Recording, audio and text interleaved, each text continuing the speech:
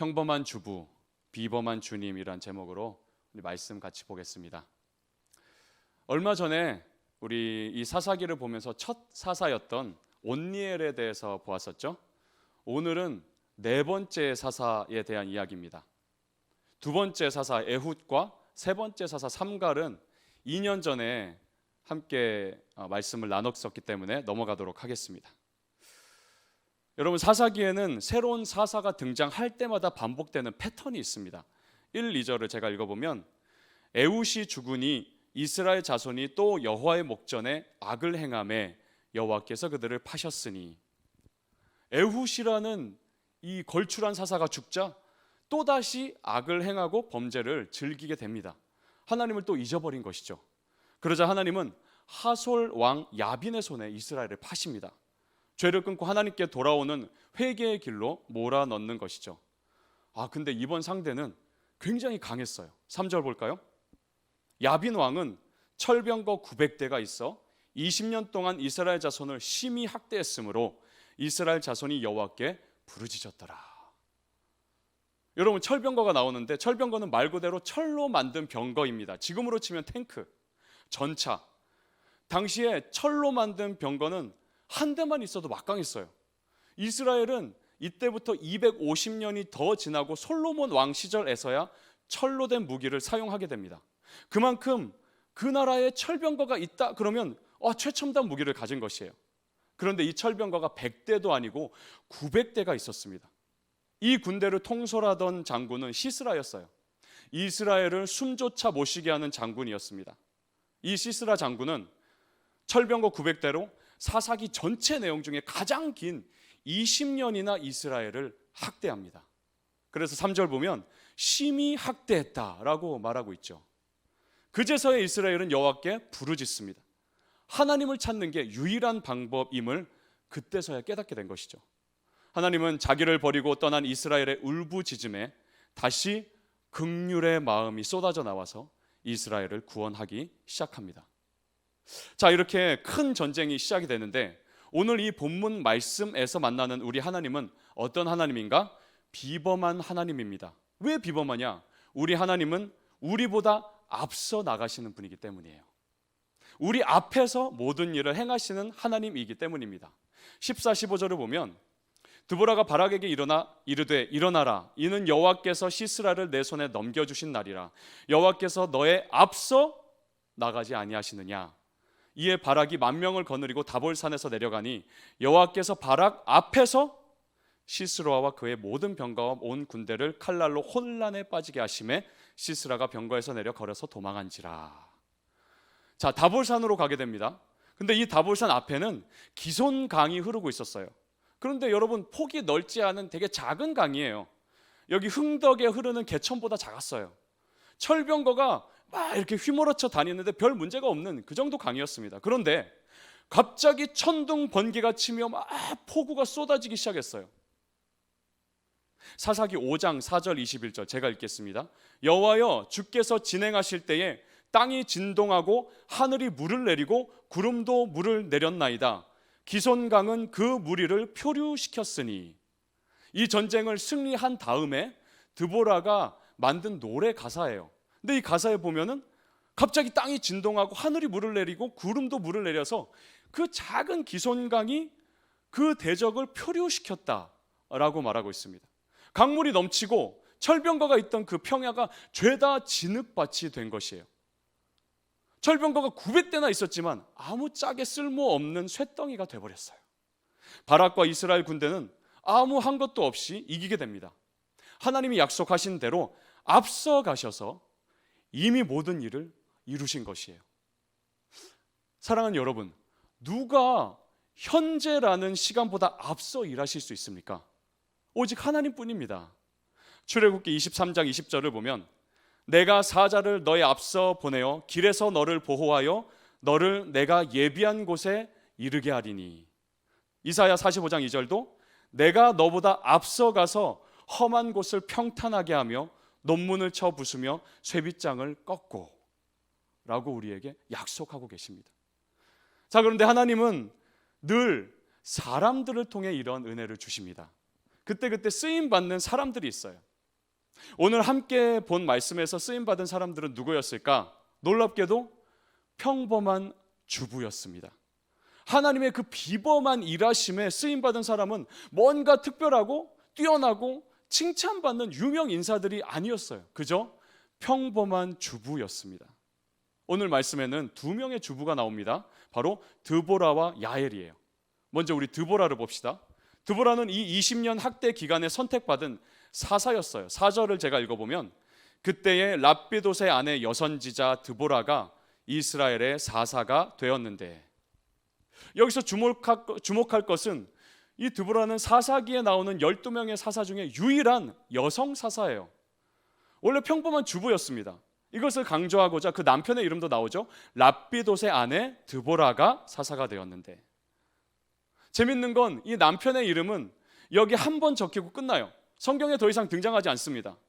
반면 그 아내이자 자녀들도 낳았을 테고 평범한 가정의 주부였던 드보라는 비범한 주님의 살아계심을 경험하게 됩니다.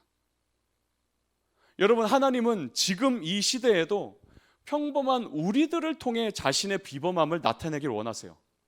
평범한 직장인, 평범한 학생, 평범한 취준생과 고시생, 평범한 가정의 아들, 딸, 겉으로 뛰어나 보이고 탁월하고 똑똑해 보이고 사회적으로 상류층에 있는 이들보다 우리 같은 평범한 청년들을 통해서 하나님의 능력을 나타내려 하십니다.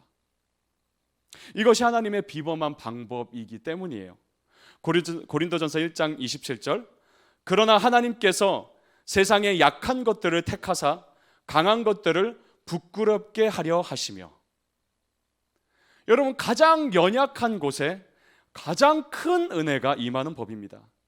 이것이 역전의 명수 하나님의 방식이에요. 앞서 말한 대로 오늘의 주인공은 드보라와 야엘이라는 두 명의 여성입니다. 그렇다면 이들의 어떤 모습을 보고 큰 은혜를 주셨는지 우리 함께 보도록 합시다. 드보라는 아까 말한 대로 유일한 여성 사사였어요. 또 하나의 유일한 모습이 있습니다. 4절을 다시 보면 여선지자 드보라가 이스라엘의 사사가 되었다라고 나옵니다. 그녀는 사사이면서 선지자였어요. 성경에 총 5명의 여자 선지자가 나오거든요. 그 중에는 모세의 누나 미리암도 있었고, 아기 예수를 기다리다 만나 기뻐하며 안았던 안나라는 여선지자도 신약 성경에 나옵니다. 이 드보라는 사사하면서 선지자였어요. 여러분, 선지자는 하나님의 말씀을 받아 백성들에게 가르치고 전했던 사람이죠. 그런데 5절 보면 드보라는 자기 이름을 딴 종려나무 아래 살면서 거기로 찾아오는 수많은 백성들을 재판하는 일까지 했다라고 써 있어요. 구약 시대에 랍비들의 기도 중에 이런 기도가 있었습니다. 하나님, 제가 이방인으로 태어나지 않아서 감사합니다.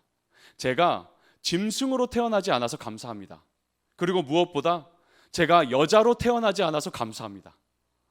요즘 이런 얘기하면 돌맞을 얘기죠. 요즘은 여성 인권이 그나마 예전보다 괜찮아졌지만 3000년 전에 드보라 시대의 여성은 이방인이나 짐승과 같은 취급을 받았던 것이에요. 인권이 아예 없었습니다. 인구조사에서도 제외되었고 사회활동은 꿈도 못 꿨어요. 그런데 그런 시대에 사람들이 여자에게 가서 재판을 받은 것이에요. 이것은 그만큼 드보라가 하나님의 말씀을 잘 듣고 말씀 그대로 공의롭게 재판을 하고 판결을 했다는 것입니다. 드보라라는 이름의 뜻은 꿀벌이에요. 꿀벌. 그 뜻대로 들을 때 정말 꿀처럼 달콤한 하나님 말씀을 가르쳤고 벌침처럼 따가운 회개의 말씀을 가르쳤습니다. 그 영향력이 얼마나 컸으면 그 동네 나무 이름까지 드보라의 종려나무였던 것이에요. 이렇게 드보라는 비록 평범한 한 가정의 주부였지만 하나님의 말씀을 사모함이 있었고 진정한 재판관은 하나님이시라는 겸손함이 있었습니다. 그래서 그 무섭고 치가 떨리는 시스라와 철병거 900대 앞에서도 하나님의 도우심을 믿고 이렇게 행동합니다. 당시 이스라엘의 장군이던 바락을 불러서 하나님의 말씀을 전합니다. 6절 7절 보면 드보라가 사람을 보내어 아비노함의 아들 바락을 납달리 게데스에서 불러다가 그에게 이르되 이스라엘의 하나님 여호와께서 이같이 명령하지 아니하셨느냐? 너는 납달리 자손과 스불론 자손 10,000명을 거느리고 다볼산으로 가라. 내가 야빈의 군대 장관 시스라와 그의 병거들과 그의 무리를 기손 강으로 이끌어내게 내게 이르게 하고 그를 내 손에 넘겨주리라 하셨느니라. 여러분, 그러나 이스라엘의 그 당시 장군이었던 바락은 여전히 무서웠어요. 여전히 다리가 막 후들후들 떨렸어요. 왜냐하면 20년 동안 얼마나 학대받았는지, 얼마나 억눌려 살았는지 알기 때문이에요. 철병거가 얼마나 무시무시한 존재인지 알기 때문입니다. 여러분, 때로는 그 분야의 지식과 경험을 갖고 있다는 게 오히려 믿음의 장애물이 되기도 합니다. 바락은 평범한 농부가 아니라 전쟁을 아는 장군이었어요. 그러다 보니까 오히려 적장 시스라가 얼마나 뛰어난 장군인지, 철병거가 얼마나 막강한 무기인지 잘 알았고, 그게 오히려 믿음을 갖는데 장애물이 된 것이에요. 우리가 한 분야의 지식과 경험을 계속 쌓다 보면 오히려 그게 내 믿음이 자라지 못하게 막는 가시덤불이 되기도 합니다. 저는 대학교 4학년 때 2002년도에 어느 교수님을 잊지를 못해요. 평소에 제가 우주에 관심이 있던 터라 선택 과목 중에 뭘 들을까 고민하다가 우주의 탄생이던가 하는 제목의 교양 과목을 넣었어요. 첫 수업을 딱 들어갔는데 교수님의 첫 얘기를 듣고는 수강 신청에서 빼버렸습니다. 교수님이 하신 첫 얘기는 이거였어요. 우주과학과 교수님이었는데, 나도 기독교인이고 교회 다니지만 우주가 창조되었다는 말은 믿지 않는다. 수업 첫 시작하는데 이 얘기부터 하시는 거예요. 그때 생각했어요. 차라리 기독교인이란 얘기를 하지 마시지. 우주과학의 전문가가 되셨지만 그 지식들이 오히려 창조주 하나님을 믿는데 장애물이 되고 만 것입니다.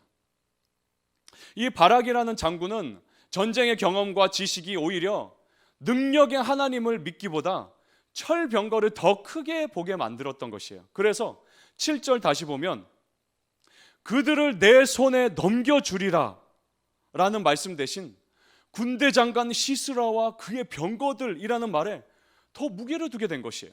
시스라? 철병거 900대? 말만 들어도 불안해지는 그 단어들이 더 크게 와닿아서 너의 손에 넘겨주리라, 하나님이 널 이기게 하리라, 이런 말씀은 믿어지지 않았던 것이에요. 여러분, 요즘 여러분이 듣기만 해도 불안해지는 단어는 뭐가 있습니까? 보기만 해도 걱정되고 염려되게 하는 건 무엇입니까? 오히려 그 분야에 남들보다 더 지식 있고 경험이 있어서 믿음의 장애가 되고 있지는 않습니까? 드보라가 한 가정의 주부였다고 시스라와 철병거 모르지 않았어요. 20년이나 심히 학대하던 그것들 모르지 않았습니다. 그러나 그녀는 하나님을 믿기로 선택한 것입니다. 어떤 문제도 하나님의 손보다 크지 않고 어떤 상황도 하나님의 능력 밖에 있지 않음을 믿은 것입니다. 2020년 우리가 많이 듣는 말 중에 코로나 블루가 있습니다. 그죠? 코로나 사태가 길어지면서 우울해지고 기운도 없고 생각이 부정적으로 흐르는 등의 현상을 일컫는 말입니다. 나라 경제가 휘청이면서 우리 미래도 더 불안하게 보입니다.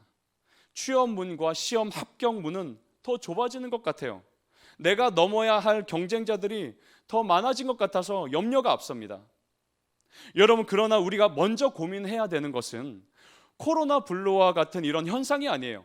문제들을 나의 손에 넘겨주리라는 하나님 말씀을 내가 확신하고 있냐 아니냐를 먼저 돌아봐야 되는 것입니다. 바락은 나름 장군이었지만 불안했어요. 철병거가 자꾸 생각나고 두려운 것이에요. 그래서 말씀을 확신하지 못하고 이렇게 반응합니다. 8절 보면 바락이 그에게 이르되 만일 당신이 나와 함께 가면 내가 가려니와 만일 당신이 나와 함께 가지 아니하면 나도 가지 아니하겠노라. 두 번이나 만일 하면서 주저하는 모습을 보입니다. 드보라, 당신이 만일 나와 함께 가면 내가 가겠다. 만일 당신이 함께 가지 않으면 나도 가지 않겠다. 전혀 대장부 같지 않은 모습이죠. 인생에 만일이 많아지면 믿음의 동력이 약해집니다. 드보라는 가정주부이고 여자예요. 당시 전쟁터에 여성은 가지 못했습니다. 전쟁터는 남성 군인들의 싸움터였어요. 그런데 거기 같이 가자는 거예요. 만일에 말이야, 정말 만일에 말이야, 드보라가 같이 안 가면 난 지고 말 거야. 철병거에 짓밟히고 말 거야. 아마도 그럴 거야. 하나님이 함께 가신다는 약속은 귀에 안 들어오고 사사 드보라가 함께 가냐 마냐가 기준이 된 것입니다. 이에 대조되는 드보라의 대답을 봅시다. 9절 보면 내가 반드시 너와 함께 가리라. 여러분, 요즘 핫한 이근 대위처럼 전문적으로 군사훈련을 받지도 않았어요. 하지만 나와 함께 가시고 나보다 앞서 역사하실 하나님을 믿고 바락과 같이 가겠다고 약속하고 있습니다. 반대로 바락은 하나님의 약속 앞에 머뭇거렸습니다. 그래서 역사의 주인공의 자리를 다른 한 여인에게 내어주게 됩니다. 9절을 다시 보면 그러나 네가 이번에 가는 길에서는 영광을 얻지 못하리니 이는 여호와께서 시스라를 여인의 손에 파실 것임이라. 자, 또 한 명의 여인이 등장합니다. 이스라엘에게 20년 동안 태산보다 더 커 보였던 적장 시스라를 한 여인의 손에 파신다고 하세요. 이 여인의 이름은 야엘입니다. 야엘 역시 한 가정의 평범한 주부였어요.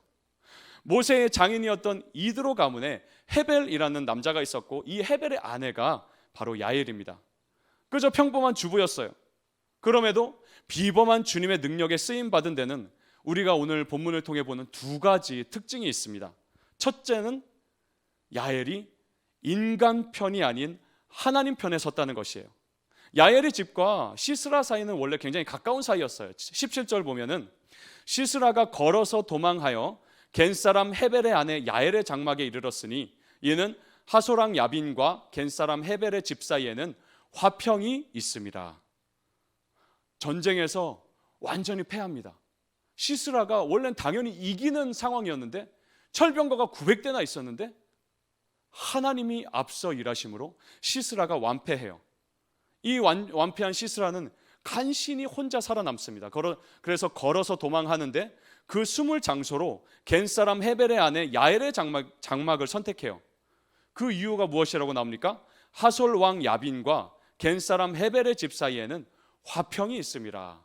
굉장히 가까운 사이였어요. 이스라엘과는 철천지 원수였지만 헤벨과 야엘 가족과는 왕래하며 가까이 지냈습니다. 그래서 시스라가 목숨을 건지기 위해서 이 집을 떠올린 것이에요. 힘들게 찾아왔습니다. 근데 집에 그때 남편은 없고 야엘만 있었어요. 야엘이 따뜻하게 환영하며 이렇게 말합니다. 18절 제가 읽을게요. 나의 주여 들어오소서, 내게로 들어오시고 두려워하지 마소서. 이렇게 말하면서 얼른 쉬라고 이불을 덮어줍니다. 그러자 시스라가 내가 목이 마르다, 물 좀 달라라고 해요. 목숨 건 전투를 하고 왔으니 얼마나 막 목이 타겠어요? 물을 좀 달라고 합니다. 그러자 야엘은 지혜롭게 이렇게 대응합니다. 19절을 제가 보면 우유 부대를 열어 그에게 마시게 하고 그를 덮으니. 물을 달라는데 그때 그 당시 그 귀한 우유를 줘요. 여러분, 물보다 우유가 잠자는 데 더 효과적인 거 알죠? 물 달라는데 일부러 우유를 마시게 합니다. 21절을 보면 시스라는 정말 깊이 잠들었다라고 나와요. 그러자 야엘은 장막 말뚝을 가져와서 시스라의 이 관자놀이에 박습니다. 시스라는 꽥소리도 못 내고 죽고 말아요.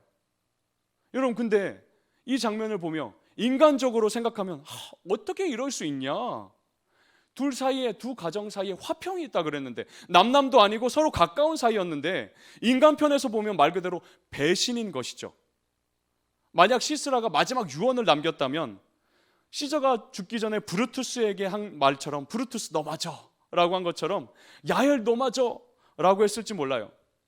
하지만 야엘은 인간 편이 아닌 하나님 편을 선택한 것입니다. 단순히 전쟁에서 이스라엘이 이기니까 애들 하는 노래처럼 이기는 편 우리 편 하고 이렇게 한 게 아닙니다. 하나님 정말 살아계시는구나. 이 땅에 여러 우상들이 널렸지만 진정한 신은 여호와 하나님뿐인구나 믿게 된 것입니다. 그래서 인간적으로 가까운 시스라 편에 서지 않고 하나님 편에 서게 된 것이에요. 여러분, 우리는 가까운 사람들에게 사랑을 베풀 줄 알아야 됩니다. 선한 이웃이 되어야 돼요. 하지만 때로는 선택의 순간이 찾아옵니다. 인간적인 선택을 할 것인가? 하나님 편에 설 것인가? 친한 사람의 부탁이니까 들어줄 것인가? 그 부탁이 하나님 보시기에 악하니까 정중히 거절할 줄 알 것인가? 누이 좋고 매부 좋더라도 하나님 앞에 옳지 않다면 과감히 하나님 편에 설 줄 아는 것이 우리의 자세여야 합니다. 오늘 야엘은 하나님 편을 택했습니다. 그러자 하나님의 복을 얻게 됩니다. 사사기 5장 24절 제가 읽어보면 겐사람 헤벨의 아내 야엘은 다른 여인들보다 복을 받을 것이니 장막에 있는 여인들보다 더욱 복을 받을 것이로다. 드보라가 예언한 대로 한 시래를 호령했던 시스라는 여인의 손에 팔려 죽게 됩니다. 또한 평범한 주부 야엘이 쓰임받은 두 번째 이유를 보면 평범한 일상 속에서 자기 일에 최선을 다하며 준비되었기 때문이었어요. 여러분, BC 1200년 당시 그곳에 살던 유목민 문화에서 여자들이 도맡아 하던 일이 있습니다. 유목 생활이니까 자주 옮겨 다니잖아요. 자주 옮겨 다녀야 했기 때문에 이 천막 치는 일이 잦았어요. 말뚝을 박아 천막을 치는데 이 말뚝을 튼튼히 박아야 비바람과 야생 동물로부터 안전했겠죠. 그런데 당시 문화에서 이 말뚝 박는 건 주부들의 몫이었어요. 여성들의 몫이었습니다. 야엘은 평소에 말뚝 박는 게 그냥 일상 가정 일이었던 것이에요. 그런데 몸이 집채만했을 이 장군 시스라를 한나 평범한 주부 야엘이 어떻게 죽였다고 나옵니까? 우리 좀 잔인하지만 우리 같이 읽어봅시다. 21절 시작. 그가 깊이 잠드니 헤벨의 아내 야엘이 장막 말뚝을 가지고 손에 방망이를 들고 그에게로 가만히 가서 말뚝을 그의 관자놀이에 박음에 말뚝이 꿰뚫고 땅에 박히니 그가 기절하여 죽으니라. 자, 여러분, 방망이로 딱 한 번 내리쳤더니 말뚝이 머리를 꿰뚫고 땅에 박혔어요. 아, 평소에 무슨 피트니스 좀 했나? PT를 따로 받았나? 아니에요. 그저 자기에게 그날 주어진 일에 열심을 다하며 산 것뿐입니다. 하나님은 불가능이 없으시니 아무것도 안 하던 사람 데려다가 갑자기 막 능력이 생겨가지고 쓰시는 게 아니에요. 평소 자기 일에 열심히 사는 사람을 쓰셔서 비범한 일을 이루신 것이에요. 공부 안 하던 사람이 열심히 기도만 했더니 시험 합격했더라 이런 얘기 없습니다. 이건 신앙이 아니라 미신이죠. 자소서 대충 쓰고 자격증이나 영어 준비도 없이 난 하나님 믿으니까 뭔 걱정이야, 이런 사람은 하나님이 쓰시지 않아요. 내 삶의 터전에서의 모습이 곧 하나님을 대하는 모습입니다. 우리가 잘 아는 다윗 역시 그랬어요. 다윗이 평소에 들판에 골리앗 모양 입간판 딱 세워놓고 돌멩이 던져가며 연습한 거 아닙니다. 조만간 골리앗이라는 덩치 큰 놈이 쳐들어올 테니까 키 큰 사람 이마 맞추기 연습 좀 해놔라고 하나님이 말씀하시지 않았어요. 그저 자기가 평소에 양치기 하면서 늘 하던 게 돌 던지기였어요. 돌 던져서 야생 짐승 쫓아내는 게 일상이었습니다. 이걸 모르던 사울 왕은 다윗이 골리앗과 맞서 싸우겠다니까 자기 칼과 군복을 입힙니다. 과거 전쟁의 영웅이었던 자기의 칼과 군복이니까 너한테 도움이 될 거야 라는 생각이었겠죠. 하지만 입어보니 어땠어요? 사무엘상 17장 39절 다윗이 칼을 군복 위에 차고는 익숙하지 못함으로 시험적으로 걸어보다가 사울에게 말하되 익숙하지 못하니 이것을 입고 가지 못하겠나이다 하고 곧 벗었다. 여러분, 익숙하지 않았어요. 평소에 자기가 늘 하던 게 아니었어요. 자기에게 만든 옷이 아니었습니다. 이때 다윗이 아직 소년이었기 때문에 칼은 너무 무겁고 컸어요. 여러분, 하나님께 멋지게 쓰임 받으려고 거창하고 화려한 모습을 갖추려고 하지 마십시오. 하나님은 맞지도 않는 옷과 도구를 억지로 쥐어주고 가서 싸우라고 하지 않으십니다. 그 다음 절 볼까요? 40절 손에 막대기를 가지고 시내에서 매끄러운 돌 5을 골라서 자기 목자의 제구 곧 주머니에 넣고 손에 물매를 가지고 블레셋 사람에게로 나아가니라. 다윗이 늘 사용하던 익숙한 걸 챙깁니다. 막대기와 물맷돌은 아주 익숙한 무기들이었어요. 다윗은 양떼를 지키다가 사자나 곰이 오면 막대기와 물맷돌로 쫓아내며 살았어요. 날마다 밥 먹든 쓰던 것들이에요. 그리고 하나님은 다윗에게 익숙했던 물맷돌을 통해 온 이스라엘 군대를 쫄게 만들던 골리앗을 쓰러뜨립니다. 사랑하는 여러분, 하나님이 대학교에서 하게 하신 공부를 게을리하지 마십시오. 그게 나중에 어떻게 쓰일지 몰라요. 하나님이 보내신 직장에서 배우는 업무들 대충 하지 마십시오. 하나님이 배우게 하시는 이유가 있습니다. 평범한 주부 야엘은 평소에 그저 평범하게 천막치고 말뚝박고 집안일 하며 살았어요. 그러다 하나님이 그 주변 온 땅을 무자비하게 다스리던 시스라를 붙여주셨고, 자기에게 너무도 익숙한 말뚝과 방망이로 하나님의 승리를 완성하게 됩니다. 사도 바울은 이런 가르침을 남겼죠. 골로새서 3장 23절, 무슨 일을 하든지 마음을 다하여 주께 하듯 하고 사람에게 하듯 하지 말라. 네 생각에 중요한 일은 마음을 다해 주께 하듯 하라 라고 하지 않으셨어요. 무슨 일을 하든지 주께 하듯 하고 사람에게 하듯 하지 말라고 하십니다. 평소에 대충 살던 사람이 하나님께 갑자기 쓰임받는 일 없습니다. 비범하신 하나님, 앞서 일하시는 하나님을 경험하려면 평소 자기에게 주어진 일에 충성하는 사람이 귀하게 쓰임받게 됩니다. 여러분, 오늘 우리는 두 명의 평범한 주부를 만났습니다. 드보라와 야엘이었죠. 그리고 이 두 명의 평범한 인물을 통해 비범한 역사를 나타내신 하나님을 만났습니다. 하나님은 지금도 크고 놀라운 일을 행하십니다. 하지만 거기에는 꼭 쓰임받는 사람들이 있어요. 드보라와 야엘을 통해 볼 때 쓰임받는 사람들의 특징은, 첫째, 하나님의 말씀을 확신합니다. 만일 그렇게 안 되면 어쩌지라는 의심을 거부하고 반드시 하나님이 동행하신다는 말씀을 확신합니다. 둘째, 인간 편이 아닌 하나님 편에 섭니다. 정에 이끌리는 선택이 아닌 하나님 편에서 옳은가 보는 분별력이 있습니다. 셋째, 평소 자기가 하는 일에 최선을 다합니다. 그럴 때 자기에게 익숙한 방법이 곧 하나님의 방법이 됩니다.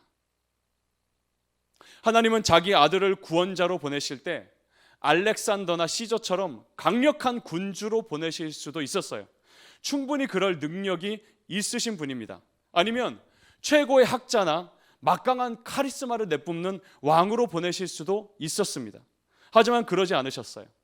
평범한 목수의 아들로 보내셨습니다.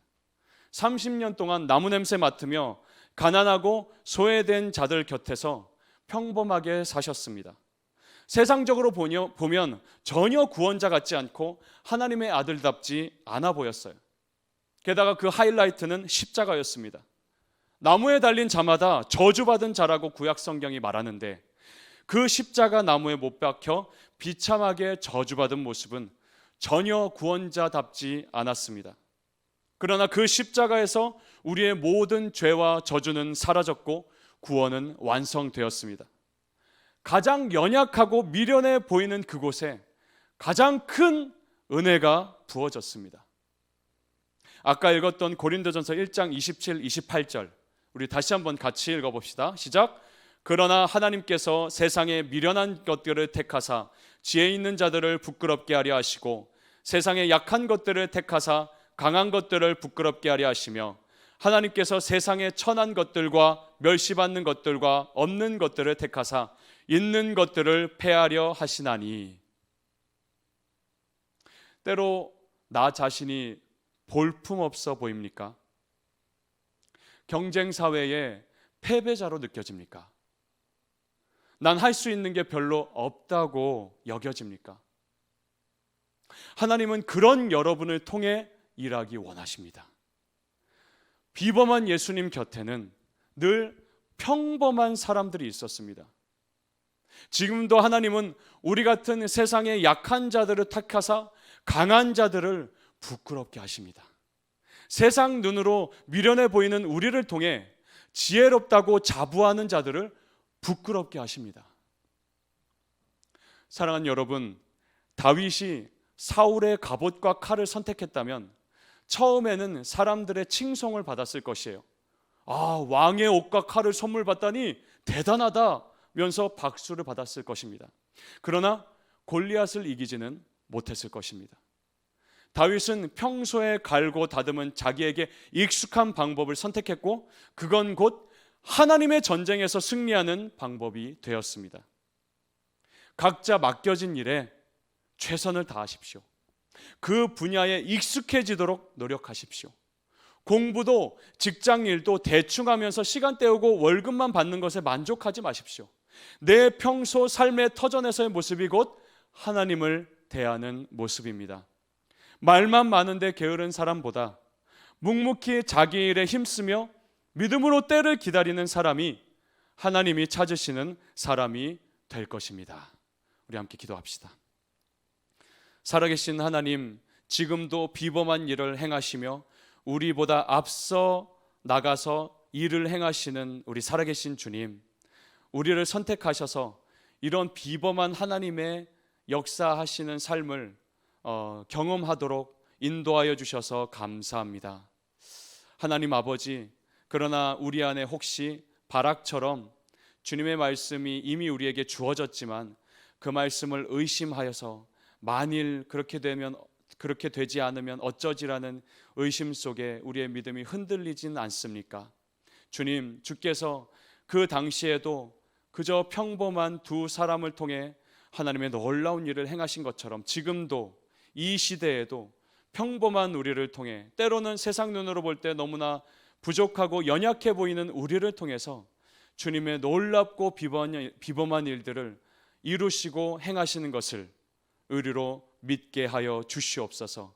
그래서 주의 말씀을 우리가 확신하며 인간 편, 사람의 편이 아닌 하나님 편에 설 줄 알고, 또한 하나님의 말씀을 붙잡고 내가 있는 그 삶의 터전에서 나에게 맡겨진 일상에 최선을 다해 죽게 하듯 하는 마음으로 살아가는 우리 사랑하는 청년들 한 명 한 명 되도록 축복하시고 믿음을 굳건하게 하여 주시옵소서. 예수님의 이름으로 기도합니다. 아멘.